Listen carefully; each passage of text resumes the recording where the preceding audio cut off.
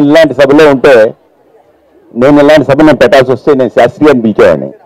ఎందుకంటే శాస్త్రి గారు నాకు అత్యంత ఆత్మీయ మిత్రుడు. ఆయన ఏదో ఒక విషయం గురించి ఏదో సడన్గా రోజు ఫోన్ చేసి ఒక 2 గంటల సేపు ఫోన్లో మాట్లాడేవాడు నాతో. మళ్ళీ 2 నెలల దాకా 3 నెలల దాకా మళ్ళీ మనం ఫోన్ చేసి దొరికేవాడు కాదు.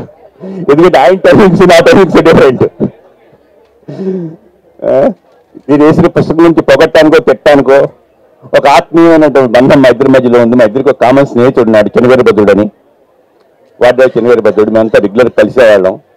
సాయంత్రం పూట శాస్త్రి గారితో కాసేపు కూర్చొని ఆయన ఎదురుగా టేబుల్ మీద దొరివేస్తూ ఆ లైవ్తో పాటలు పాడుతుండేవాడు, మాటలు మాట్లాడుతుండేవాడు.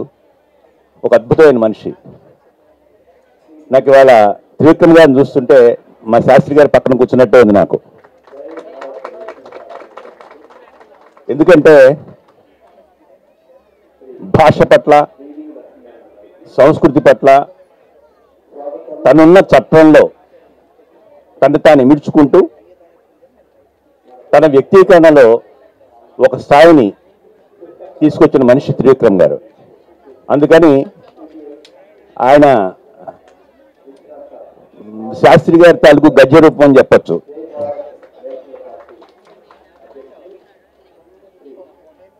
అట్లాగే ఇంకా ఎవరిని పిలవాలనుకున్నప్పుడు నాకు కృష్ణ కౌండిన్య గుర్తొచ్చాడు. కృష్ణ కౌండిన్య నాకు ఒక 6-7 నెలల క్రితమే పరిచయం. ఇది 2వ సార్లు కూడా కలవడం అవుతాను నేను. ఓ రోజు అతను ఏదో ఏమండి మీకు నేను రాసి పంపిస్తే మీ ఎంఎస్కో నుంచి రెస్పాండ్ రాలేదు, నాకు చాలా సంవత్సరాల తర్వాత డిన్నర్లో కలిసినప్పుడు ఎప్పుడు అడిగాడు నన్ను ఆయన. అయితే నాకు బాధలు అర్థమవుతాయని చెప్పి ఒకసారి ఆఫీస్లో రమ్మని చెప్పి మా బాధలు ఏంటో చెప్పాడు. మా ఎడిటర్ గారికి కూడా పరిచయం చేసి ఆ రోజే. అలాగే మిత్రుడు హరికృష్ణ గారు ఆయన ఇక్కడ ఉన్నారు. I'm very happy about it. ఆయన మేము కలిపి పనిచేస్తున్నాం ఈ కార్యక్రమం నిర్వహించడం, ఈ బుక్ ఫెస్టివల్ నిర్వహించడంలో. మా గురువుగారు చంద్రశేఖర్ రెడ్డి గారు, పుస్తక మహోత్సవ సంఘం కార్యదర్శి మన వాసు, ఈ పిల్లలందరూ చాలా కష్టపడి పనిచేస్తున్నందువల్లే ఈ బుక్ ఎక్స్పోజ్ జరుగుతుంది.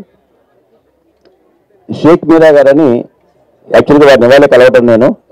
ఆయన గవర్నమెంట్ ప్లానింగ్ డిపార్ట్మెంట్లో పనిచేస్తున్నారు. మా హెడ్ ఆఫ్ లాజిస్టిక్స్ సురేంద్రకి చాలా దగ్గర ఆయన కూడా ఇక్కడ ఉన్నారు. I'm very happy about it. ఇది సంక్షిప్తంగా స్టేజీ మీద వాళ్ళ గురించి. ముందుగా పుస్తకం అందరూ తల ఒకటి చేతితో పట్టుకొని ఓ ఫోటో దిగి తర్వాత పుస్తకం నుంచి మాడుకుంటే బాగుంటుంది. త్రివిక్రమ్ శ్రీనివాస్ గారు పుస్తకాన్ని ఆవిష్కరించి తొలి ప్రతి శ్రీ కృష్ణ కౌండిన్య గారికి అందజేస్తారు.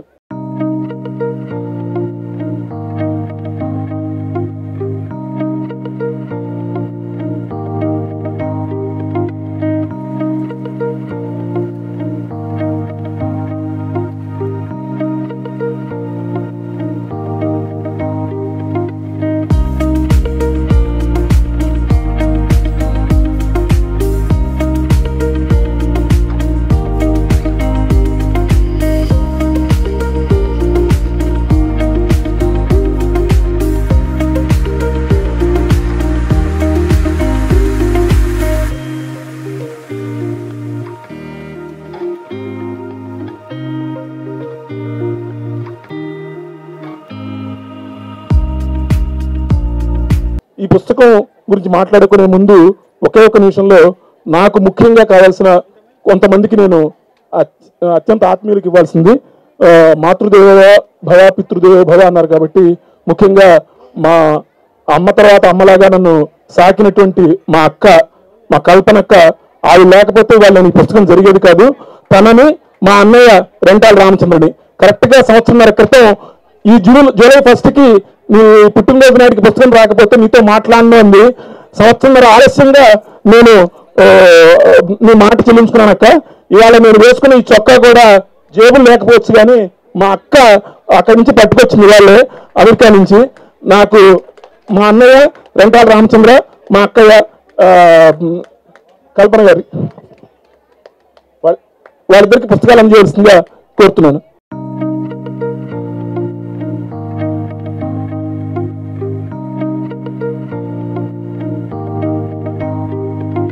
మా బావగారు పెన్సిల్వేనియా యూనివర్సిటీలో ప్రొఫెసర్, కవి, విమర్శకులు శ్రీ అఫ్సర్ గారిని వేదిక మీదకి రావాల్సిందిగా కోరుతున్నాను.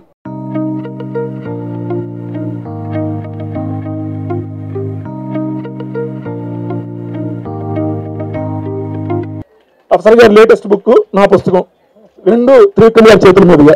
తర్వాత మాతృదేవ భవ పితృదేవ అయిపోయిన తర్వాత ఆచార్య దేవోభవ. నాకు అక్షరం నేర్పిన గురువులు ఎంతో మంది ఉన్నారు. నేను జర్నలిజంలోకి రావడానికి ముందు నాకు నేర్పినటువంటి బోధరాజు రాధాకృష్ణ గారు, ఆ తర్వాత మా చంద్రశేఖర్ రెడ్డి మాస్టర్ గారితో పుస్తకం అందుకున్నా కూడా త్రివిక్రమ్ గారితో మీరు మన ముగ్గురు నిలబడ్డం నాకు ఆనందం మాస్టర్. ఎందుకంటే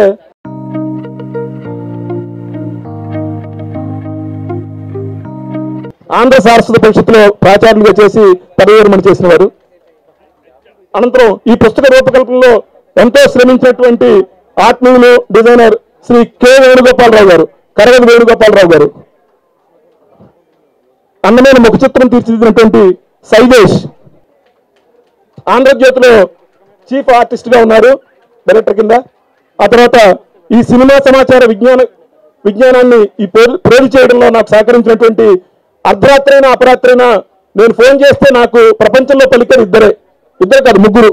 ఒకటి త్రివిక్రమ్ శ్రీనివాస్ గారు, రెండు శ్రీ కొమ్మినేని వెంకటేశ్వరరావు గారు, ప్రముఖ executive producer, distributor and exhibitor అయినటువంటి శ్రీ కొమ్మినేని వెంకటేశ్వరరావు గారిని వచ్చి పుస్తకం అందుకోవాల్సిందిగా కోరుతున్నాను.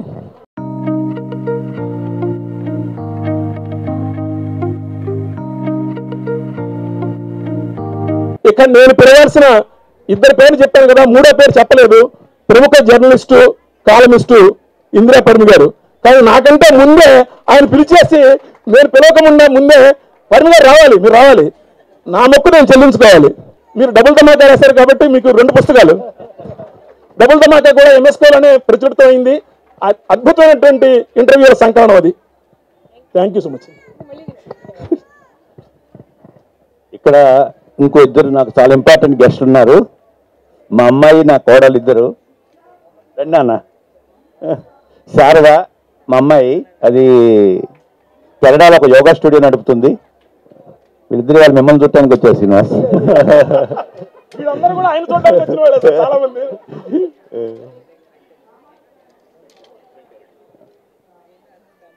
గుడ్, బాగుంది.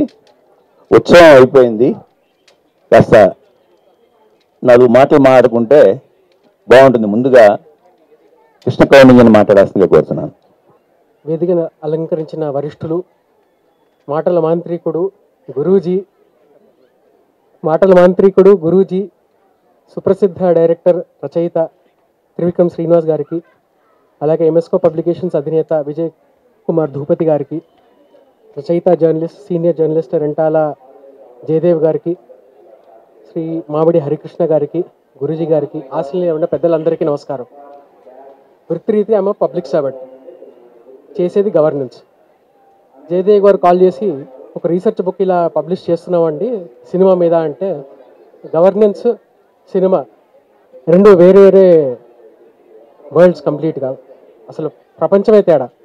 సో దానికి దీనికి సంబంధం ఎలా ఉంటుంది అని అనుకుంటే తర్వాత మళ్ళీ గుర్తొచ్చింది, ఆ వృత్తి సివిల్ సర్వీస్ అయినా ప్రవృత్తి చదువుకోవడం, అది ఏదైనా సరే. సో అలా సాహిత్యం మీద కొంచెం అవకాశం పట్టుంది కాబట్టి జయదేవ్ గారు కాస్త ఇది చదవండి, చదివి మీ అభిప్రాయం చెప్పండి అంటే తీసుకున్నాను బుక్. చదువుతుంటే అప్పుడు అర్థమవుతుంది. ముందు నేనే ప్రశ్న వేసుకున్నాను, గవర్నెన్స్కి అటు సినిమాకి ఏంటి సంబంధం అంటే, రెండిటికి ఆధారభూతంగా ఉన్నది భాష, లాంగ్వేజ్. భాష లేనిదే సినిమా లేదు, భాష లేనిదే సమాజమే లేదు, సమాజం లేనిదే పబ్లిక్ గవర్నెన్స్ అన్నది కూడా లేదు. ఫస్ట్ అక్కడి నుంచి మొదలైంది. దాని తర్వాత అర్థం చేసుకుంది ఏంటి అంటే, చరిత్రను తిరగరాసే రీసెర్చ్ జయదేవ్ గారు చేశారు. ఇప్పటిదాకా తెలుగు టాకీ ఫస్ట్ మూవీ ఏది అంటే భక్త ప్రహ్లాద్ అని చెప్పుకున్నామే కానీ, దానికంటే ముందు 1931లోనే కాళిదాస్ అన్న మూవీ ఒకటి తీశారు. దానికన్నా ముందు ఆలమారా అన్నది భారతదేశంలో మొదటి టాకీ అయితే, అదే సంవత్సరం అదే సెట్లో ఇంకో సినిమా తీశారు. దక్షిణ భారత సినిమా పితామహుడు హెచ్ఎం రెడ్డి గారు, దాని పేరు కాళిదాసు. అది తమిళ్ తెలుగు టాకీ అనేది చదివిన తర్వాతే తెలిసింది. అప్పటిదాకా అసలు తెలుగు అయిన వాళ్ళకి ఎవరికీ తెలియదు. దీనికి ఎందుకు అంటే, మళ్ళీ 1931లో సమాజం కూడా చాలా డిఫరెంట్గా ఉండేది ఒకప్పుడు. ఎందుకు అంటే, ఆ సినిమా బ్యానర్లో మీరు చూస్తే తమిళ్ తెలుగు టాకీ అని రాశారు. దాంట్లో దేశభక్తి గీతాలు, ప్రణయ గీతాలు తమిళ్లో ఉంటే, త్యాగరాజ కీర్తనలు తెలుగులో ఉన్నాయి, డైలాగులు కూడా తెలుగులో ఉన్నాయి. సో తమిళ్ తెలుగు కలిసి ఉండేవి ఒకప్పుడు. కానీ అదే 1930s ఎండ్కి వచ్చేసరికి తెలుగు వాళ్ళు వేరే, తమిళులు వేరే, మాకు సెపరేట్ రాష్ట్రం కావాలి అని ఉద్యమం మొదలైంది.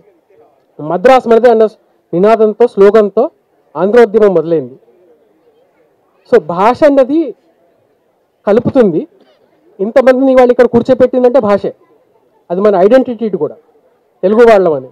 బట్ అదే భాష అప్పుడు విడగొడుతుంది కూడా, తమిళ్ తెలుగు అని రెండుగా విడిపోవడం.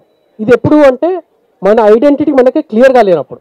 మన ఐడెంటిటీ మనకు క్లియర్గా ఉంటే it's a developed society already. అప్పటికి ఇంకా ఆ ఫ్లక్స్లో ఉంది కాబట్టి తమిళ్ సినిమా వేరే, తెలుగు సినిమా వేరే, తమిళ్ వారు వేరే, తెలుగు వారు వేరే, తమిళ్ లాంగ్వేజ్ వేరే, తెలుగు లాంగ్వేజ్ వేరే అని డిఫరెంట్ పార్ట్స్ ఆఫ్ ఎవల్యూషన్లోకి వెళ్ళిపోయాయి.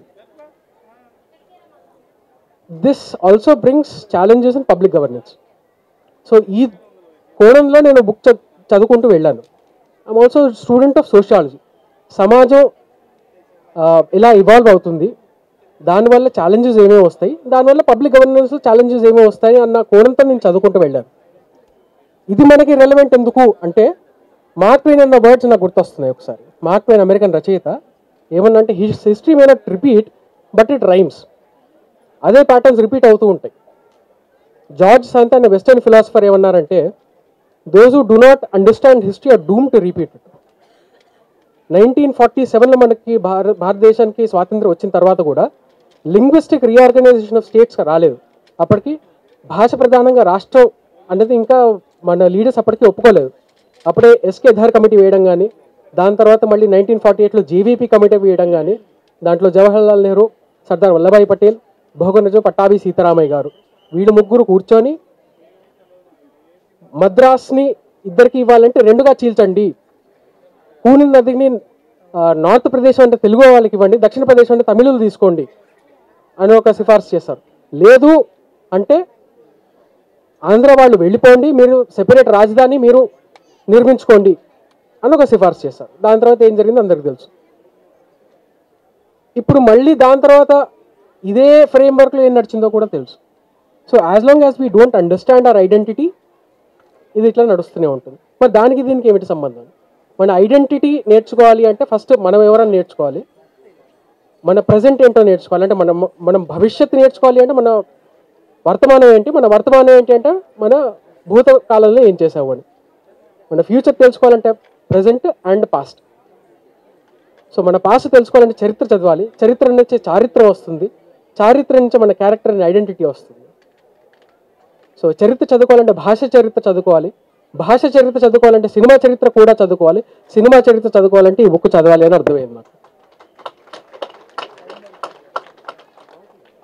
ఈ పుస్తకంలో ఇంకో గొప్ప విషయం ఏంటి అంటే, ఇది ఓన్లీ తెలుగు సినిమా మీదే కాకుండా దక్షిణ భారతదేశంలో ఉన్న 4 ప్రధాన భాషల్లో Telugu industry, Tamil industry, Malayalam industry and Kannada industry, ఈ 4 ఇండస్ట్రీలు ఒకే కాలంలో ఎలా డెవలప్ అయ్యాయి, ఎలా ఇవాల్వ్ అయ్యాయి, ఈ రెండింటి మధ్య సంబంధాలు ఏంటి అని చాలా క్లియర్గా ఇలిస్ట్రేషన్స్తో పాటు రాశారు. సో 25 ఏళ్ల సుదీర్ఘ సాధన, వారి పరిశోధన గ్రంథీకరించి ఈ పుస్తకాన్ని మనకు అందించారు. సో దానికి కృతజ్ఞ ఆవిష్కరణ తెలుపుకుంటూ స్వస్తి, ధన్యవాదాలు.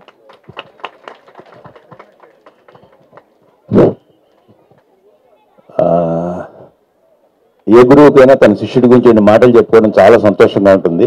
గురువు గారు చంద్రశేఖర్ రెడ్డి గారిని, జయదేవితే గారు నాకు కూడా గురువు గారు అయినా,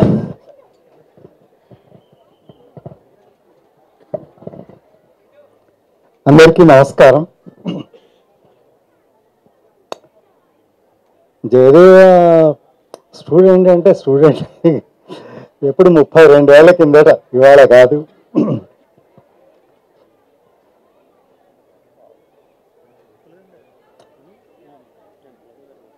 ఆ క్లాసులో మొత్తం మీద జయదేవ్ అంత అమాయకుడు ఇంకెవరు ఉండేవాళ్ళు కాదు. అదే చెప్పబోతున్నా. మామూలుగా పిల్లలు ఎవరైనా ఏదైనా ప్రశ్న అడిగితే ఒక్కోసారి వీళ్ళు తెలిసి మనకు కావాలని పరీక్షించడానికి అడుగుతున్నారు అని అనుకుంటాను. అటువంటి ఉద్దేశం ఏమీ లేకుండా ప్రశ్నలు అడిగే వాళ్ళలో జయదేవ నంబర్ 1.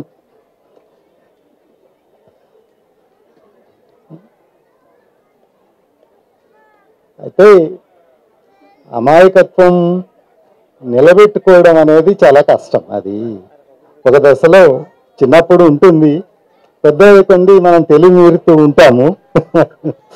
ఎంత తెలివి మీరాడో తెలియదు, కానీ అమాయకత్వం మాత్రం ఇంకా నిలబెట్టుకున్నందుకు జయదేవ్కి అభినందనలు చెప్పక తప్పదు. అయితే దీంతో పాటు ఒక అంటే అమాయకత్వం ఉంది అంటేనే దాంతో సిన్సియారిటీ కూడా ఉంటుంది అని, చాలా నిజాయితీ, అంటే అబద్ధం చెప్పడు, దేని గురించి అయినా నిజం చెప్పడానికి ఎంత కష్టపడాలో అంత కష్టపడతాడు. నిజం చెప్పడం అంత తేలిక కూడా కాదు. ఈ పుస్తకం గురించి నేను మాట్లాడదలుచుకుంటే ఇది 2-3 రోజులు పడుతుంది. దానికంటే అంటే ఈ ఒక విషయాన్ని ఎంత లోతుకు వెళ్ళి పరిశోధించి ఒక వాస్తవాన్ని, ఒక సత్యాన్ని వెలుగులోకి తీసుకురావచ్చో అది జయదేవ ఈ పుస్తకం ద్వారా నిరూపించాడని నేను అనుకుంటున్నాను. మామూలుగా అందరూ ఏదో ఒకటి అనుకుంటున్నాం. మనం సాహిత్య చరిత్రలో మనకి చాలా ఉన్నాయి. మొట్టమొదటి నవల వీరేశలింగం పంతులు గారు రాశారని, మొట్టమొదటి కథ గురజాడ అప్పారావు గారు రాశారని, ఇవన్నీ కూడా బద్దలైపోయినాయి. ఇప్పుడు వాళ్ళకంటే 10 ఏళ్ల ముందు 15 ఏళ్ల ముందు రాసిన వాళ్ళు చాలామంది వచ్చారు. ఇది ఎప్పుడో ఇదంతా రీసెంట్ హిస్టరీ. ఎవరు మన వీరేశలింగం పంతులు గారు కిందటి శతాబ్దం వాడే, గురజాడ అప్పారావు గారు కూడా అంతే, మన సినిమా కూడా అంతే. 100 ఏళ్ళు ఉండే లోపలే ఈ సినిమా గురించి మనకి ఏమీ తెలియకపోతే, సరిగ్గా తెలియకపోతే ఇంకా ఫ్యూచర్లో ఎవరికైనా ఎట్లా తెలుస్తుంది? ఎవరో ఒకళ్ళు సత్యాలు చెప్పకపోతే మనందరం అజ్ఞానంలోనే ఉండిపోతాము. అట్లా మనకి సినిమాని గురించి, ముఖ్యంగా దక్షిణ భారత సినిమాని గురించి చాలా సత్యాలు వెల్లడించినందుకు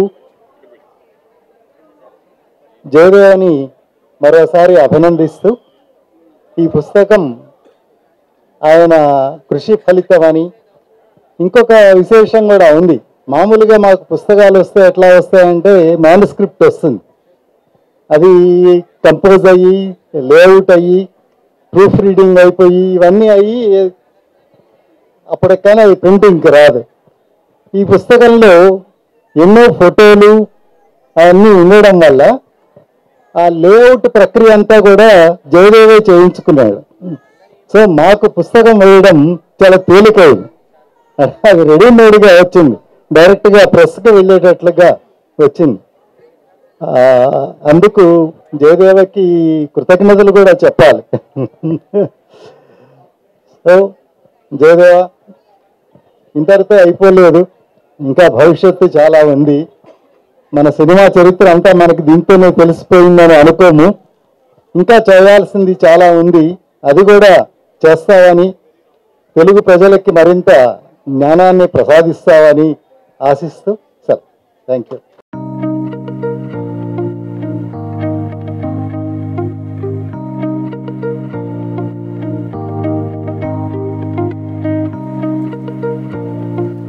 మిత్రులు సాంస్కృతిక శాఖ సంచాలకులు హరికృష్ణ గారు, శుభ సాయంత్రం.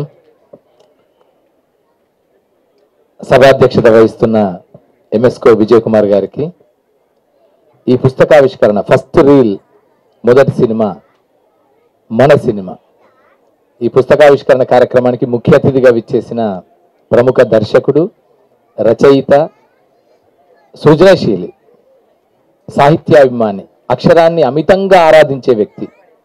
ఎక్కడ ఏ అక్షరం కనిపించినా, ఏ వాక్యం కనిపించినా, ఎక్కడ ఏ సాహితీ పరిపుష్టి కలిగిన అంశం కనిపించినా దాన్ని అమితంగా ఆరాధించే వ్యక్తి, ఆస్వాదన చేసుకునే వ్యక్తి, ఆవహించుకునే వ్యక్తి, సినీ సృజనశీలిగా మనందరికీ ఇప్పుడు ఆరాధ్యమైన వ్యక్తి త్రివిక్రమ్ శ్రీనివాస్ గారు. ఒక్కసారి త్రివిక్రమ్ శ్రీనివాస్ గారికి మనందరి కర్తార్థాల మధ్య ఒక్కసారి వారికి ఈ పుస్తకావిష్కరణ కార్యక్రమానికి, ఈ బుక్ ఫెయిర్ ప్రాంగణానికి విచ్చేసినందుకు, రావడానికి అంగీకరించినందుకు ధన్యవాదాలు తెలియజేస్తున్నాం sir. It is from humble thanks giving to you from the department of language and culture, government of Telangana and Hyderabad book fair society, రెండు వైపులా. పేరు త్రివిక్రమ్ శ్రీనివాస్ గారు నిజంగానే 3 అంశాలలో మనకు గొప్పగా అనిపిస్తాడు. ఒకటి సాహిత్యం అయితే, ఇంకోటి సినిమా అయితే, ఇంకోటి మానవీయత. ఆ మానవత్వం నిజంగా చెప్పాలంటే he is a good human being than that of a literary personality and a cinema film maker. So అలాంటి ఒక మంచి మనసు మనిషి చేతుల మీదుగా ఈరోజు ఈ పుస్తకావిష్కరణ జరగడం సంతోషంగా భావిస్తున్నా. ఈ కార్యక్రమంలో పాల్గొంటున్న చంద్రశేఖర్ రెడ్డి గారు, హెచ్బిఎఫ్ సెక్రటరీ వాసు, నేను ప్రేమగా వాసు అని పిలుస్తాము, అలాగే కందాడి కందాడి సార్ కూడా ఉన్నారు ఇక్కడ, మిగతా అందరికీ, అలాగే కృష్ణ కౌండిన్య గారికి. ఈ పుస్తకాన్ని మనం అందరం ఇక్కడ కలవడానికి ప్రధాన కారణము, మూల ధాతువు హేతువు రెంటాల జయదేవ మిత్రుడు, నాతో పాటు అంటే చాలా మేము ఇద్దరం దాదాపు కాంటెంపరీస్మి. అలాగే ఇక్కడికి విచ్చేసిన అఫ్సర్ గారు, రెంటాల కల్పన గారు అని ఇంకా చాలా మంది ఉన్నారు రచయితలు, వాళ్ళందరికీ అలాగే మీడియా మిత్రులకి నమస్సులు తెలియజేసుకుంటున్నా. సినిమా సృజనాత్మకతకి సాంకేతికత రెండు జోడించిన తర్వాత వచ్చిన అద్భుతమైన క్రియేషన్ సినిమా. నిజానికి చెప్పాలంటే ప్రతి కళారూపము అత్యంత ప్రాచీనమైనదే. మానవుడి ఆదిమ అడుగులు వేసినప్పటి నుంచి ప్రతి కళారూపం ఉంది, ముఖ్యంగా చిత్రకళ ఉంది. దానికి ఉదాహరణ ఎక్కడో అక్కర్లేదు, మన పాండవుల గుట్ట ఎక్కడంటే భూపాలపల్లి జిల్లా, భూపాలపల్లి దగ్గర పాండవుల గుట్ట రేగొండ దగ్గరికి వెళ్తే మీకు అర్థమైపోతుంది. దాంట్లో అక్కడ ఆదిమ మానవుడి ఆనవాళ్ళు 45,000 సంవత్సరాల క్రితం నాటి ఆదిమ మానవుడి ఆనవాళ్ళు ఆ గుహలలో చిత్రాలుగా వేసిన దృశ్యాలు ఉన్నాయి. ఇంతకుముందే చంద్రశేఖర్ రెడ్డి సార్ ఒక అద్భుతమైన విషయం చెప్పాడు. చరిత్ర అంటే ఏంటంటే ఎప్పటికప్పుడు రీడిఫైన్ అయ్యేది, రీస్ట్రక్చర్ అయ్యేదే చరిత్ర. లేకపోతే 1911లో దిద్దుబాటు రాసింది మొదటి కథ అని మనందరం నిర్ధారించుకున్న తర్వాత సంగిశెట్టి శ్రీనివాస్ లాంటి వారి పరిశోధకుడు దాని కాదు అని చెప్పి బండారు అచ్చమాంబ రాసిన ధనత్రయోదశి మొదటి కథ నిరూపించేంత వరకు కూడా అది 1911 దిద్దుబాటు తొలి కథ తెలుగు సాహిత్యం అని నిర్ధారణ అయిన విషయం. కానీ తర్వాత నిర్ధారణ కాస్త పునర్నిర్మించబడింది, రీస్ట్రక్చర్ అయింది. అలాగే హిస్టరీ ఎప్పుడు రీస్ట్రక్చర్ అవుతూ ఉంటుంది, రీడిఫైన్ అవుతూనే ఉంటుంది. అలాంటి క్రమంలో చిత్రకళ అనేది అత్యంత ఆదిమ కళారూపంగా ఉన్న కాలంలో భీంబేట్కా అనేది మనకు చరిత్రకారులు అందరూ చెప్పింది. భీంబేట్కా అంటే మధ్యప్రదేశ్లో ఉన్న భీంబేట్కా అనే ప్రాంతం మానవుడి తొలి ఆనవాళ్ళు భారతదేశంలో ఉన్న దానికి సజీవ సాక్ష్యాలని చెప్పబడింది.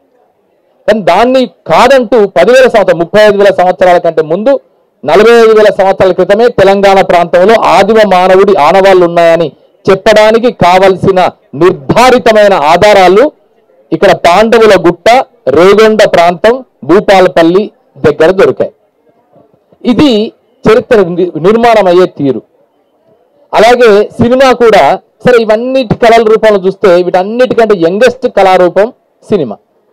ఎందుకంటే మిగతా వాటన్నిటి చరిత్ర, సంగీతము, సాహిత్యము, నృత్యము, నాట్యము, చిందులు వగేర వగేర ఎన్నైతే కళారూపాలు ఉన్నాయో, చతుషష్ఠి కళ అంటామే, అవన్నీ కూడా చాలా ప్రాచీనమైన కళారూపాలే. వేలాది సంవత్సరాల అనూచాన సంస్కృతి సంప్రదాయ వారసత్వ పరంపరగా కొనసాగుతున్నవే. మానవుడి సామూహిక జ్ఞాన పరంపరకి ఆనవాళ్లుగా నిలిచినవి మిగతా కళారూపాలన్నీ. కానీ ఒక సినిమా 1896లో లూమియర్ బ్రదర్స్ వచ్చేంత వరకు సినిమా అనే వ్యవస్థ లేదు. చిత్రాలు ఉన్నాయి కానీ చలనచిత్రాలు లేవు. లూమియర్ బ్రదర్స్ వచ్చిన తర్వాత, అంతకుముందు థామస్ ఆల్వా ఎడిసన్ ఆ కినిమా అనే ఒక వ్యవస్థని, ఒక సాంకేతిక పరిజ్ఞానాన్ని కనుక్కొని ఒక నిర్దిష్టమైన వేగంతో చిత్రాలను గనక కదిలిస్తే అది మనకు ఇల్యూజన్ క్రియేట్ అవుతుంది, ఒక ఆప్టికల్ ఇల్యూజన్ క్రియేట్ అవుతుంది. ఆ ఆప్టికల్ ఇల్యూజనే చిత్రం కాస్త కదులుతున్న భ్రమని కలిగిస్తుంది అనే ఒక సత్యాన్ని, ఒక ఫిజిక్స్ కి సైంటిఫిక్ సత్యాన్ని కనుక్కున్న తర్వాత అప్పుడు చలనచిత్రాలనే భావన మొదలై లూమియర్ బ్రదర్స్ తో సినిమాగా రూపాంతరించి ఆ తర్వాత ప్రపంచవ్యాప్తంగా విస్తరించిందనే విషయం మనందరికీ తెలుసు. నిజానికి చెప్పాలంటే మొత్తం కళా ప్రస్థానంలో, సాంస్కృతిక ప్రస్థానంలో, మానవ జీవన పరిణామ క్రమంలో అత్యంత యంగెస్ట్ కళారూపం అంటూ ఉంటే అది ఖచ్చితంగా సినిమానే. The youngest art form in the entire human evolution ఈ సినిమా. బట్ అది ఎప్పుడొచ్చామనేది కాదన్నయ్యా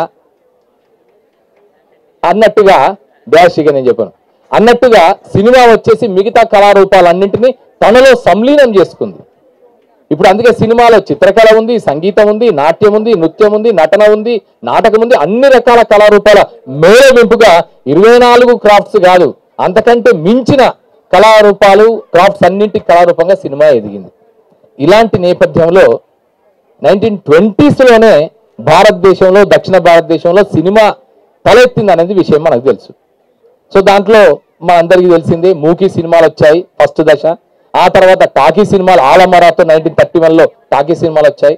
1920s ప్రాంతంలో మూకీ సినిమాలు వస్తున్న టైంలో రఘుపతి వెంకయ్య గారు, రఘుపతి ప్రకాష్ గారు మద్రాస్ ప్రాంతంలో ఉన్న తెలుగు వారిగా సినిమాలను భీష్మ ప్రతిజ్ఞ అనే పేరుతో ఒక సినిమాని, ఆ తర్వాత చాలా సినిమాలను తీస్తూ డైలాగులు లేని సినిమాలు, దృశ్యాలు మాత్రమే ఆడే సినిమాలు తీస్తూ వచ్చిన సంగతి అదొక చరిత్ర. అయితే ఆ టైంలో మూకీలు ఉన్న టైంలో పక్కన మ్యూజిక్ కంపోజర్స్ అందరు పెట్టేసుకొని వాళ్ళు మ్యూజిక్ని అక్కడ దృశ్యాలకి తగినట్టుగా మ్యూజిక్ని హార్మోనియం పెట్టనో మిగతా తబలాలో అవి పెట్టేసుకొని దానికి తగిన బ్యాక్గ్రౌండ్ మ్యూజిక్ని ఇచ్చే దశ ఒకటి ఉంది. అంటే మూకీకి టాకీకి మధ్య ఉండే దశ. ఆ తర్వాత దశలోకి వచ్చిన తర్వాత మూకీల టైంలోనే ఒక అద్భుతాన్ని ఇక్కడ మనం చెప్తాం. హైదరాబాద్ కంట్రిబ్యూషన్ ఏంటి సినిమాకి, తెలంగాణ కంట్రిబ్యూషన్ ఏంటి సినిమాకి. Telangana contribution is on par with any other film industry as for as Indian cinema is concern. ఇది అంతగా చరిత్రకి నోచుకొని ఒక బాధాకరమైన విషయం. 1920sలో రఘుపతి వెంకయ్య, రఘుపతి ప్రకాష్ గారు సినిమాలు తీస్తున్న టైంలోనే హైదరాబాద్లో నిజాం కాలేజీలో ప్రొఫెసర్గా ఉన్న ధీరేంద్రనాథ్ గంగూలీ అనే బెంగాలీ అతను మూకీ సినిమాలను ఇక్కడ ప్రదర్శిస్తూ వచ్చాడు. హైదరాబాద్లో లోటస్ ఫిల్మ్ కంపెనీ అని పెట్టేసి 8 సినిమాలు తీశాడు ఆయన. దాంట్లో గమ్మత్తైన విషయం ఏంటంటే ఒక రజియా సుల్తాన్ అని ఒక సినిమా తీశాడు. ఆ రజియా సుల్తాన్ సినిమా తీసేందుకు అప్పుడు నైజాం రాజుకు కొంచెం కోపం వచ్చేసి దేశ బహిష్కార శిక్ష విధించబడిన మొట్టమొదటి ఫిలిం మేకర్ ధీరేంద్రనాథ్ గంగూలీ.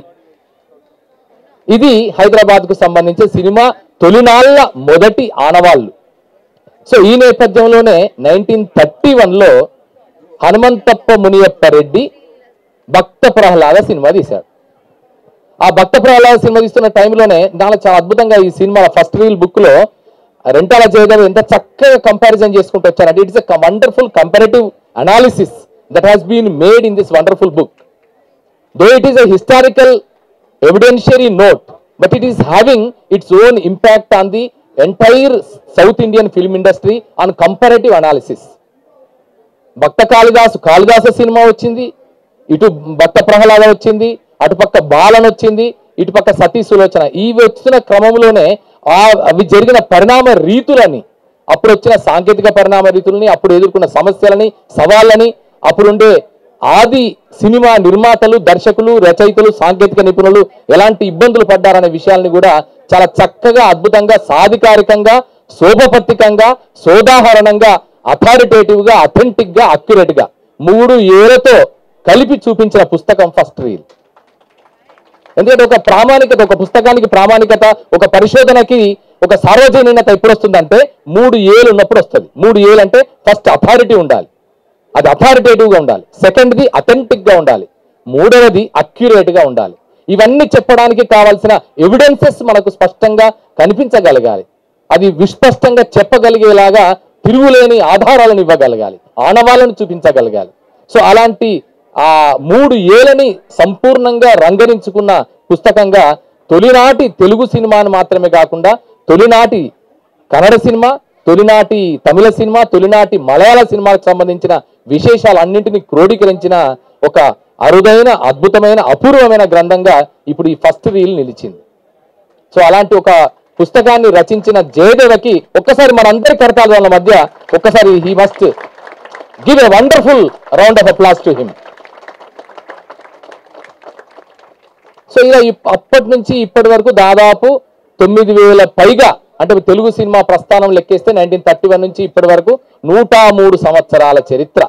ఈ 103 సంవత్సరాల చరిత్రలో దాదాపు 9,000 పైగా సినిమాల సాఫ్ట్వేర్ తెలుగు సినిమా సగర్వంగా క్రియేట్ చేయగలిగింది.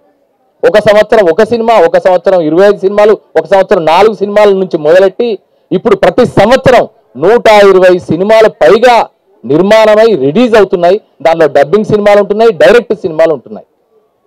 ఇప్పుడు ఎన్నెన్నో పరిణామాలు సాంకేతికత పరంగా, ఎన్నెన్నో పరిణామాలు, ఎన్నెన్నో కథల పరంగా, సాంకేతికత పరంగా, అలాగే ప్లాట్ఫామ్ల పరంగా, వేదికల పరంగా కూడా ఎన్నెన్నో పరిణామాలు, ఎన్నెన్నో మార్పులు చేరుకొని ఉన్నప్పటికీ సినిమా ఇప్పటికీ రారాజుగా నిలుస్తోంది ఎంటర్టైన్మెంట్ రంగంలో. ఈ నేపథ్యంలో మొదటి అడుగుల్ని తెలుసుకోవడం అనేది గొప్ప విశేషం. అంటే అసలు ఇంత మనం ఎంజాయ్ చేస్తున్నాం, సినిమాలన్నీ చూస్తున్నాం, బాగుంది, సాహిత్యం గురించి చదువుకుంటున్నాం, బాగుంది, ఆదికవి నన్నయ్య అంటున్నాం. అంతకంటే ముందు పంపన్న 941 సంవత్సరంలోనే తెలుగులో అద్భుతమైన సాహిత్యాన్ని సృష్టించాడని చరిత్రక పరిశోధన ద్వారా తెలుసుకుంటున్నాం. ఇలాంటి నేపథ్యంలో మొదటి అడుగులు సినిమావి ఎలాంటివి? చందాల కేశవదాసు కంట్రిబ్యూషన్ ఏంటి?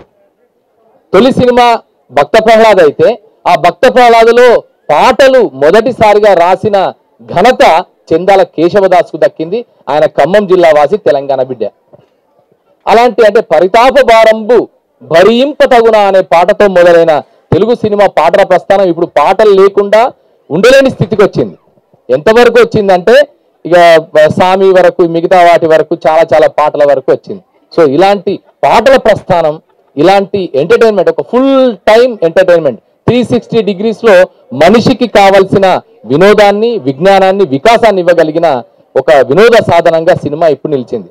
అయితే డర్టీ పిక్చర్ సినిమాలో ఒక మాట చెప్తారు, సినిమాకి ఎందుకు వస్తారు అంటే entertainment, entertainment, entertainment మూడని.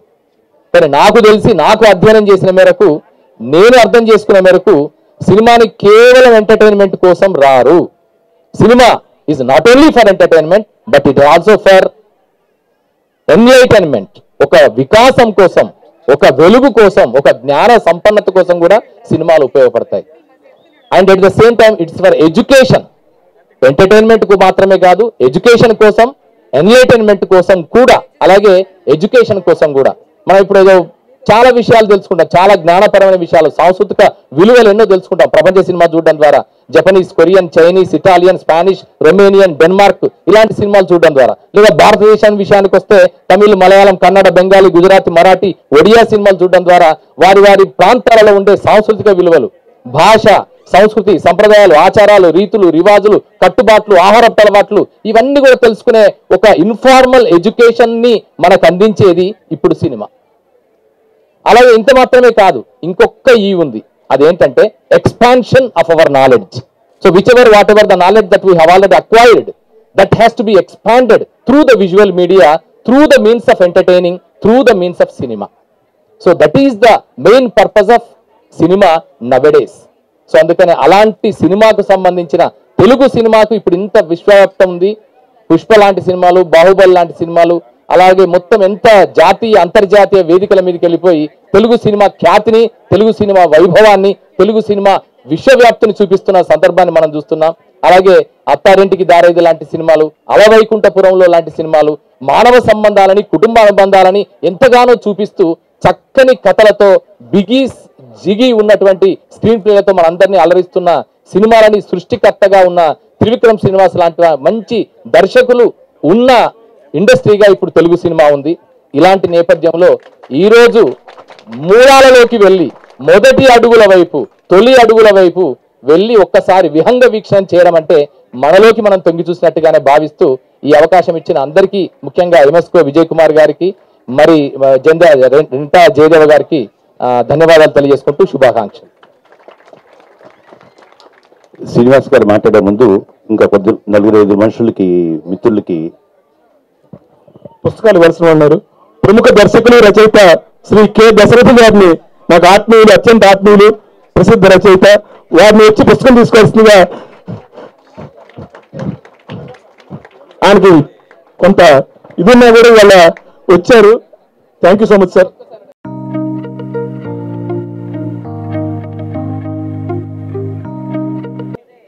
TV5 Rambabu గారు నాకు అత్యంత ఆత్మీయులు, తెలుగు ఫిల్మ్ జర్నలిస్ట్ అసోసియేషన్ కి కార్యదర్శి శ్రీ టీవీ5 రాంబాబు గారిని,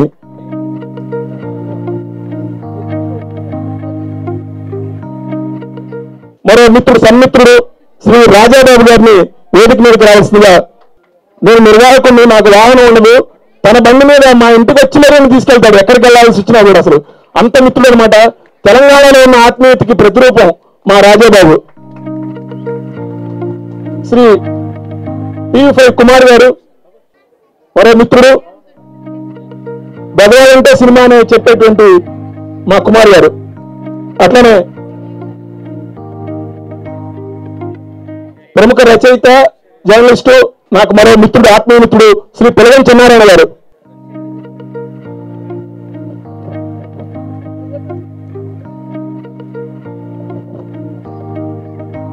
శ్రీ ఎల్ వేణుగోపాల్ గారు,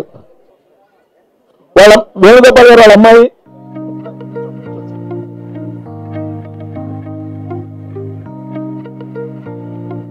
ఎల్ గంగాధర శాస్త్రి గారి తమ్ముడు,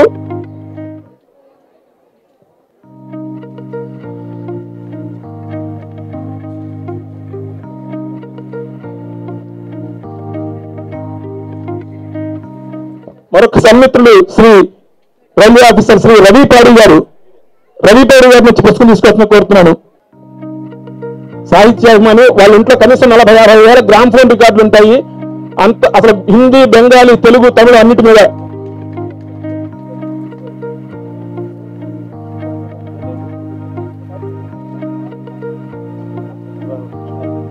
పుస్తక మహోత్సవం నిర్వాహకులు శ్రీ కృష్ణారెడ్డి గారికి.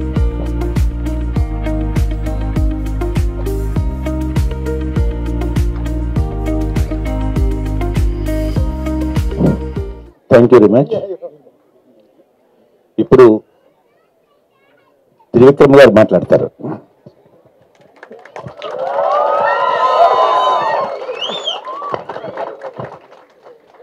అందరికీ నమస్కారం. వేదిక పైన ఉన్న పెద్దలు, గౌరవనీయులు, ముందుగా చంద్రశేఖర్ రెడ్డి గారికి నమస్కారం.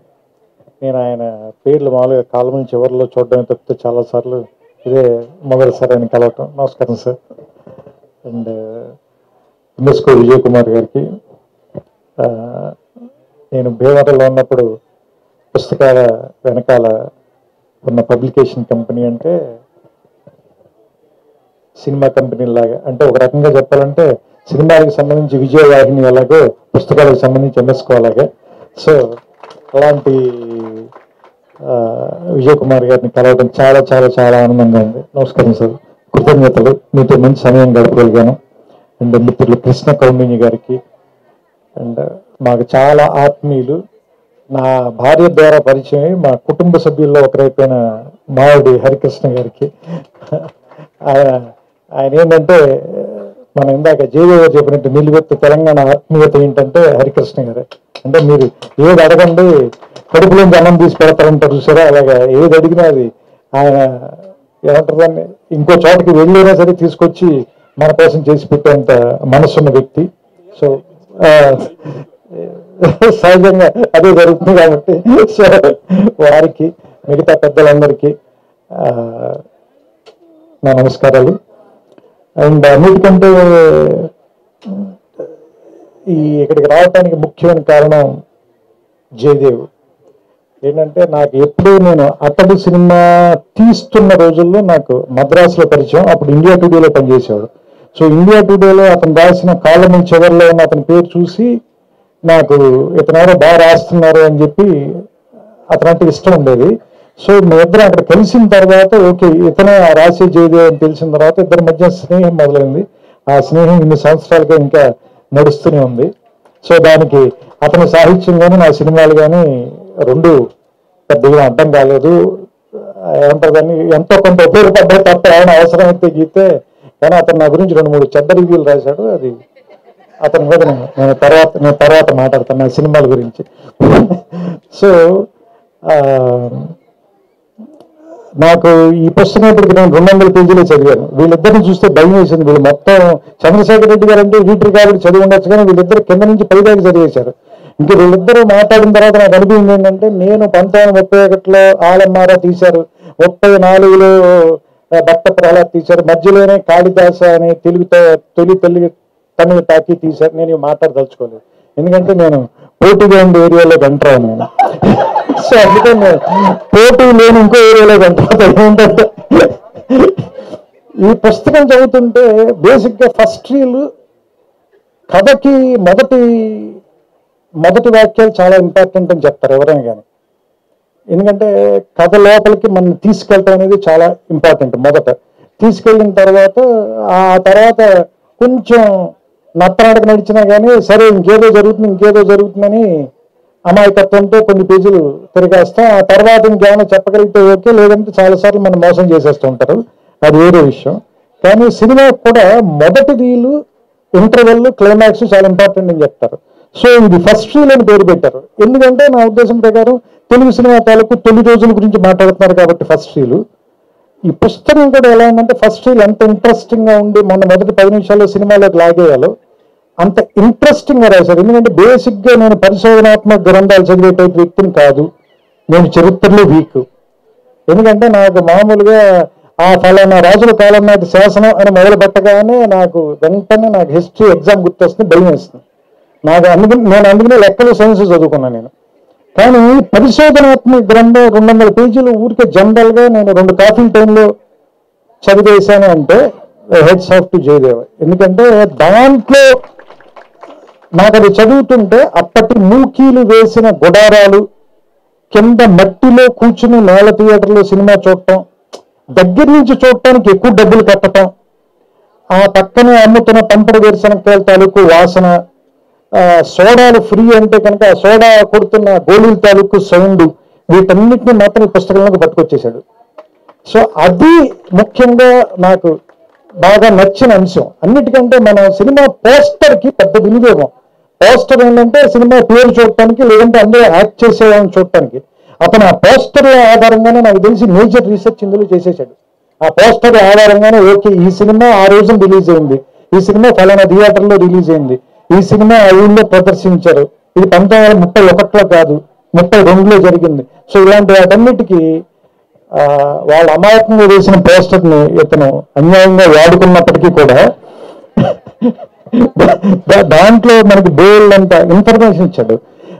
నేను ఇన్ఫర్మేషన్తో పెద్ద ఎక్కువ ఏమంటారు అబ్బుర పడిపోయాను. ఎందుకంటే ఇన్ఫర్మేషన్ ఈ రోజుల్లో మనకి చాలా హ్యాండీగా అయిపోయింది. ఇన్ఫర్మేషన్ చెప్పడం అనేది ఒకప్పుడు చాలా గొప్ప విషయం, ఎందుకంటే ఇన్ఫర్మేషన్ అందుబాటులో ఉండేది కాదు. ఎప్పుడైతే ఈ అంతర్జాలం వచ్చేసిన తర్వాత, లేదంటే మీకు రకరకాల మాధ్యమాలు వచ్చేసిన తర్వాత, ఈ anything is just one click away. So మీరు ఒకసారి క్లిక్ చేస్తే మీకు ఇన్ఫర్మేషన్ వచ్చేస్తుంది.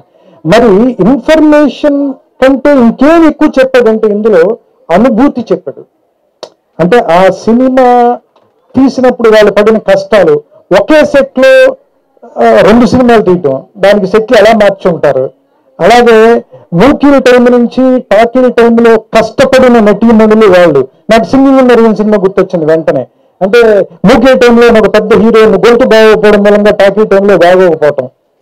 సో ఇలాంటి అంటే మనలో ఉన్నటువంటి ఒక ఆ నోస్టాలజిక్ ఏరియాలోకి వెళ్ళి దాన్ని ట్యాప్ చేయగలిగేలా ఒక పరిశోధనాత్మక గ్రంథం రాయటం అంటే చాలా కష్టం. ఎందుకంటే ఆరుద్ర రాసిన సమగ్రాంధ్ర సాహిత్యానికి ఎక్కువ విలువ రావడానికి కారణం ఏంటంటే ఒక కవి పండితుడైతే ఉండే అడ్వాంటేజ్ ఆయన వాడుకున్నాడు. అలాగే ఒక రచయిత ఒక పిహెచ్డి గ్రంథం రాస్తే ఎలాంటి అడ్వాంటేజ్ ఉంటుందో అది ఫస్ట్ రీల్లో ఉందని నాకు అనిపించింది. సో అంటే నాకు తెలిసి నా అనాలిసిస్ చెప్పమంటే నేనైతే ఈ పుస్తకం గురించి అది చెప్తాను. ఎందుకంటే జయదేవ స్వతహాగా ఒక కాలమిస్ట్ మాత్రం కాదు, అంతకు మించినవాడు. అంటే ఖచ్చితంగా ఒక రచయితకు ఉండాల్సిన అన్ని లక్షణాలు ఉన్నవాడు. కానీ అలాంటి వాడు ఎందుకు ఒక సమగ్రమైన సంపూర్ణమైన రచన ఇన్నేళ్ల పాటు చేయలేదు అనేటువంటిది నాకు క్వశ్చన్ ఉంది లోపల. ఎందుకంటే అతను ఏదైనా ఒక విషయాన్ని అతను ఆవిష్కరించే విధానం కానీ, లేదంటే అతను మాట్లాడే విధానం కానీ చాలా ఆథెంటిక్గా ఉండదు. హరికృష్ణ గారు చెప్పినట్టు చాలా ఆథెంటిక్గా చెప్పగలడు ఒక విషయాన్ని. అలాంటి వాడు, ఇంత ఆథెంటిక్గా చెప్పగలిగిన వాడు, ఇంత ధార ఉన్నవాడు ఎందుకు పుస్తకం రాయట్లేదు?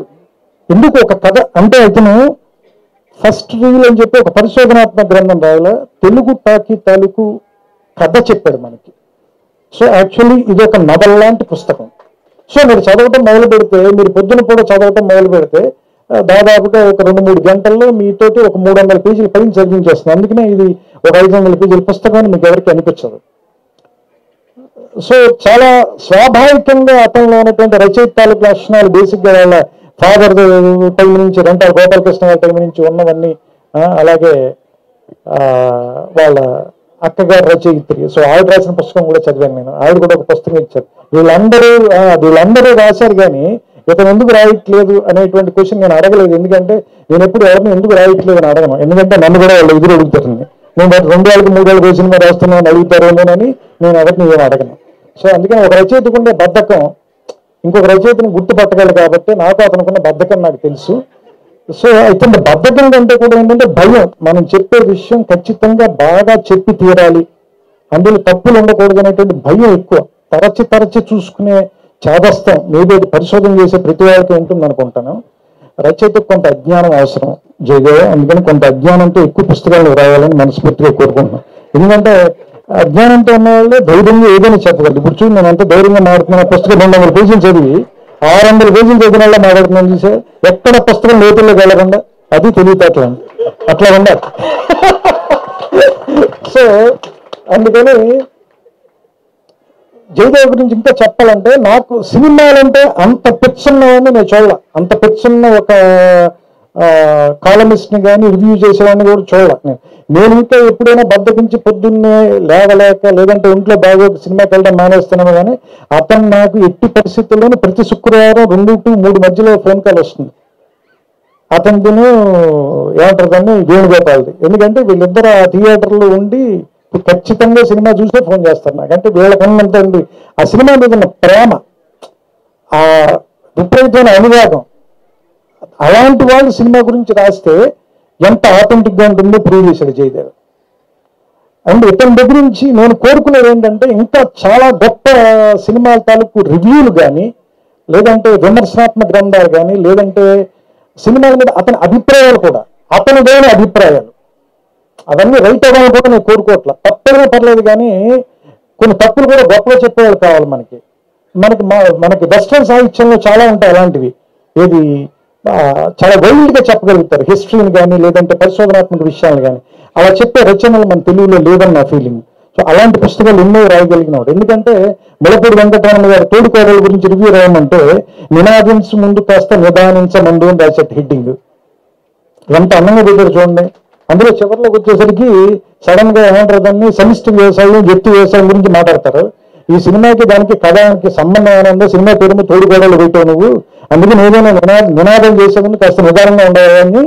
ఎంత చక్కటి చొరకేశాడు చూడండి. అంటే విమర్శ కూడా అంత అందంగా చెప్పగలిగిన ఆయన కూడా సినిమా రంగం మింగేసింది అనుకోండి, అది వేరే విషయం.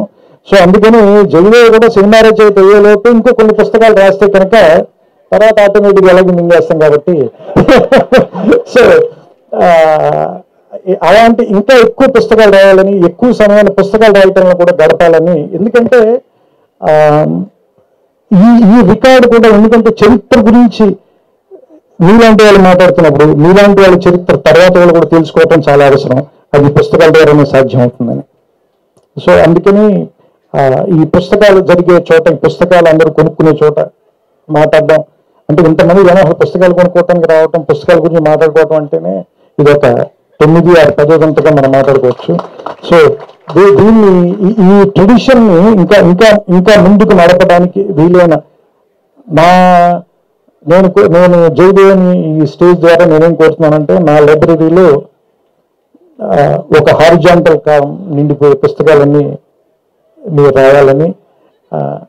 సో విజయ్ కుమార్ గారు ఎదుర్కొన్న మీకు హెచ్చరిక పంపిస్తూ, నాకు ఇష్టమైన మరి కై అఫ్సర్ గారు కూడా ఇక్కడే ఉన్నారు. సో ఆయన ఇప్పుడు జస్ట్ ఈ పుస్తకం ఊరికే ఓపెన్ చేస్తే అందులో ఆత్మహత్య తప్పించుకున్నవాడు ఒకటి కనిపించింది. నాకు సడన్ గారు చూడగానే నాకు అనిపించిందంటే వెంటనే వాడేస్తున్నాను అనుకోకండి మీరు. వాళ్ళ అక్క చేత హత్య తప్పించుకున్నవాడు జయదేవ. ఎందుకంటే ఆవిడ బెదిరించి మరీ పుస్తకం రాయించింది కాబట్టి వాళ్ళ సోదరి మన ఇద్దరి చేత హత్య కాపాడకుండా తప్పించుకున్నారు. జయదేవకి ఈ పుస్తకం ఆ విలువను కూడా ఇచ్చింది, ఆ గౌరవాన్ని కూడా ఇచ్చింది. సో ఈ పుస్తకాన్ని మిగతా 300 పేజీలు చదివిన తర్వాత కొన్ని బాగోలేని విషయాలు కూడా నేను చెప్పాలని కోరుకుంటూ, ఎందుకంటే అతను ఆ సినిమా గురించి చెప్తూ ఉంటాడు కాబట్టి మన కక్ష తీర్చుకునే అవకాశాలు తక్కువగా వస్తాయి. అందుకని ఎవరినైనా కూడా కథ చెప్పాలని మనం ప్రోత్సహించాలి. ఎందుకంటే వాళ్ళ కథ చెప్పినప్పుడు మనం జడ్జి అవచ్చు, వాళ్ళు ఆవిడ అవుతారు. ఎందుకంటే ఇప్పుడు సినిమా తీసేటప్పుడు నా రాయని మీరు అందరూ జడ్జిలు కదా. సో అతను కూడా ఎక్కువ పుస్తకాలు రాసి నాకంటే తక్కువ స్థాయిలో ఉండాలని, అతని పుస్తకాలు వాటిని సమీక్షించే ఉత్తమ స్థాయిలో నేను ఉండాలని, ఉన్నత స్థాయిలో నేను మనస్ఫూర్తిగా కోరుకుంటూ, సో నా సన్మాయస్కుడు అండ్ నా స్నేహితుడు కాబట్టి అతనికి నా అభినందనలు చెప్తూ, ఇంకా వృద్ధిలో రావాలి ఇలాంటి మాటలు బాగోవు, ఎందుకంటే నా గడ్డం తెల్లబడిపోయి అతని చుట్టూ తెల్లబడిపోయింది, ఇలాంటి మాట్లాడకూడదు కాబట్టి అతను జస్ట్ అభినందనలతో సరిపెడుతూ దీన్ని చాలా ఆనందకరమైన సాయంకాలం ఇక్కడ గడపగలిగినందుకు ఎంఎస్కు విజయ్ కుమార్ గారికి ముఖ్యంగా నా కృతజ్ఞతలు చెప్తూ, ఎందుకంటే ఈ ఫంక్షన్ రావడం వల్ల నాకు 2 ఉపయోగాలు ఉన్నాయి. ఒకటి, నా మిత్రుడైన జయదేవ్ తాలూకు పుస్తకం ఓపెన్ చేయడం ఒకటి, మా మామగారికి నా ఫ్రెండ్ కాబట్టి ఇవాళ మా ఆవిడ రాత్రి డిన్నర్ కూడా బాగా పెడుతుంది నాకు. సో అందుకని అన్ని రకాలుగాను కూడా ఇవాళ నాకు వర్కౌట్ అయినటువంటి సాయంత్రంగా దీన్ని భావిస్తూ, ఇంతసేపు ఓపికగా మీరందరూ కూర్చున్నందుకు మీ అందరికీ కూడా నా శుభాకాంక్షలు. వెళ్ళేటప్పుడు అందరూ సరదాగా ఒక పుస్తకం కొనండి, వీలుంటే దాన్ని చదవండి. కొంచెం లావు పుస్తకం అయితే తల కిందనే పెట్టుకు పడుకోండి. నమస్కారం, శుభ సాయంత్రం.